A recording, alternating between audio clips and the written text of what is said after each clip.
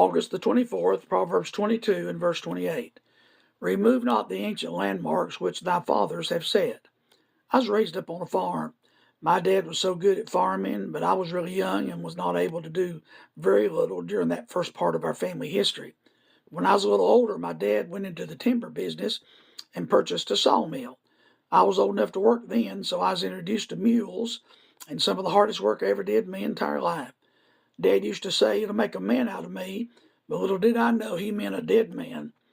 As a timber expert, my dad would walk over tracts of timber that he was interested in and he purchased to cut.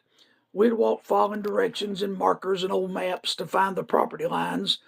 In many cases, there'd be a pile of rocks or a stick in the ground, or maybe a painted post, or maybe just a fence line that defined the borders of a piece of property. As we began to harvest the timber, my dad would be certain to remind us that we were not to remove the markers that identified property lines. In some cases, there were line trees that bordered both adjoining properties, and they had to be left. In any case, we were taught the importance of property markers. Some had been there for generations, and to move them would invoke the wrath of the property owner.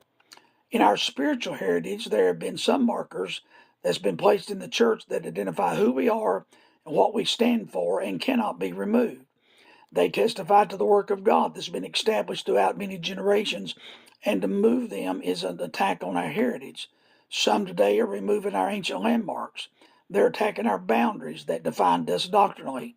They're attacking our ancient landmarks that we've respected and regarded as sacred for nearly 2,000 years. We cannot stand by while the liberals, compromisers, and Satan's crowd cut down our line trees. We must rise up and proclaim what is rightfully ours, and by the grace of God, no longer give up our ground. The blood, the Bible, the blessed hope of Jesus Christ are markers that have stood the test of time.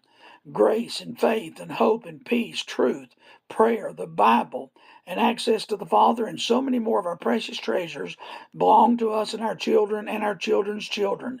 Stand up and stop the madness. We must not let our heritage slip away. We have a great history, clearly identified by those things we hold true, and we cannot and we will not let them be taken away.